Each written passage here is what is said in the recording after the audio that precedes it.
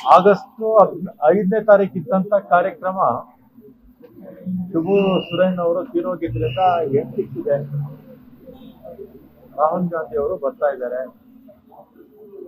ಇದು 2000 ವಿಶೇಷವಾಗಿ 23ರ ಪಾರ್ಲಿಮೆಂಟ್ ಚುನಾವಣೆಯಲ್ಲಿ, ಅದಾದ ನಂತರ ಅಸೆಂಬ್ಲಿ ಚುನಾವಣೆಗಳು, ಮಹಾರಾಷ್ಟ್ರ, ಇಲ್ಲೆಲ್ಲ ಕೂಡ ಸಾಕಷ್ಟು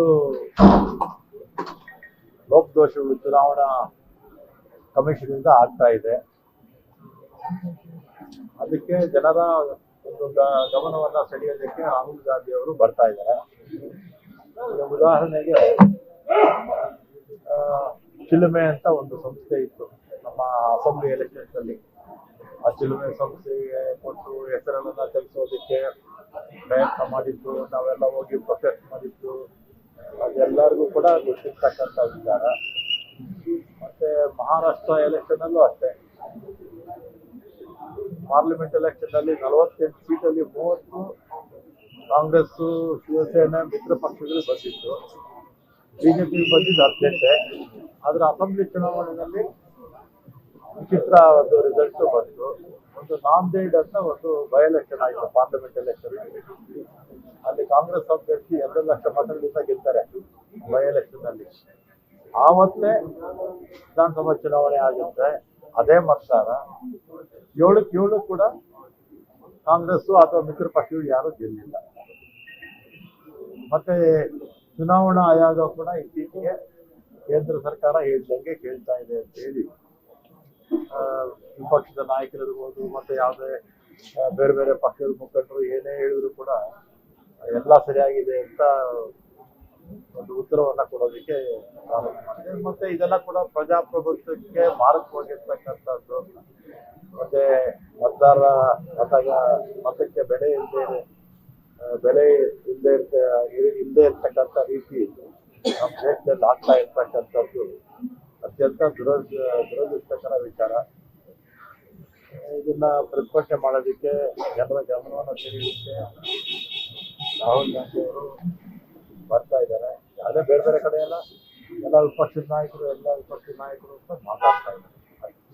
ನಾಳಿನ ಕಾರ್ಯಕ್ರಮದ ಬಗ್ಗೆ ಇವತ್ತು ಪೂರ್ವಭಾವಿ ಕಾರ್ಯಕ್ರಮ ಎಲ್ಲ ಕಡೆನೂ ಇದೆ. 2014 ಎಲೆಕ್ಷನ್ ಅಲ್ಲಿ, 19 ಎಲೆಕ್ಷನ್ ಅಲ್ಲಿ ಎಲ್ಲ ಕಡೆ. ಈಗ ಉದಾಹರಣೆಗೆ ಪಾರ್ಲಿಮೆಂಟ್ ಅಸೆಂಬ್ಲಿ ಎಲೆಕ್ಷನ್ಸ್ ಅಲ್ಲಿ ನಾವು 45,000 ಗೆದ್ದಿರ್ತೀವಿ. ಒಂದೇ ವರ್ಷಕ್ಕೆ ಬಿಜೆಪಿಗೆ 20,000 ಗೆದ್ದಿದೆ. ಉದಾಹರಣೆ ನನ್ನ ಕ್ಷೇತ್ರ ಅಂತ 2013ರಲ್ಲಿ ನಾನು 49,000 ಮತಗಳಿಂದ ಗೆದ್ದಿದ್ದೆ. 14ರಲ್ಲಿ ಪಾರ್ಲಿಮೆಂಟ್ ಚುನಾವಣೆ ಆಯಿತು, 21,000 ಮೈನಸ್ ಆಗಿದೆ.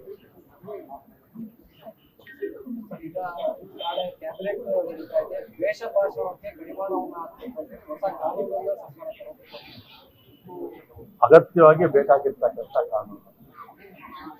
ದ್ವೇಷ ಭಾಷಣ, ಜನರನ್ನ ದ್ವೇಷ ಭಾಷಣದ ಮುಖಾಂತರ ಎತ್ಕಟ್ಟುವಂತಕ್ಕಂಥ ಸುಮಾರು 15 ವರ್ಷಗಳಿಂದ ಕೂಡ ಸತತವಾಗಿ ಒಂದು ಪಕ್ಷ ಮತ್ತೆ ಆ ಪಕ್ಷದ ಅಂಗಸಂಸ್ಥೆಗಳು ಮಾಡ್ತಾ ಇದೆ. ಇದನ್ನು ಮಾಡದೇ ಇದ್ರೆ ಏನಾಗುತ್ತೆ, ಮುಂದಕ್ಕೆ ಸಮಾಜದಲ್ಲಿ ಶಾಂತಿ ಅನ್ನೋದು ಇರೋದಿಲ್ಲ. ಅದಕ್ಕೆ ಆ ದ್ವೇಷ ಭಾಷಣ ಮಾಡೋರನ್ನ ಕಂಟ್ರೋಲ್ ಮಾಡಬೇಕಾಗಿದ್ರೆ ಗಟ್ಟಿಯಾಗಿರ್ತಕ್ಕಂಥ ಕಾನೂನುಗಳನ್ನ ನಾವು ತರಬೇಕು. ತರದೇ ಇದ್ರೆ ಮುಂದಕ್ಕೆ ಇನ್ನೂ ಹೆಚ್ಚು ಮಾಡ್ತಾರೆ. ಈ ಗಲಾಟೆಗಳು, ಕೊಲೆಗಳು ಇನ್ನೂ ಜಾಸ್ತಿ ಆಗ್ತಾನೆ ಇರುತ್ತೆ. ಇದರಿಂದ ಕಾನೂನಿನ ಅಗತ್ಯ ಇದೆ. ಈ ಕಾನೂನನ್ನ ದೇಶದಲ್ಲಿ ಪಾರ್ಲಿಮೆಂಟಲ್ಲೇ ತರಬೇಕು.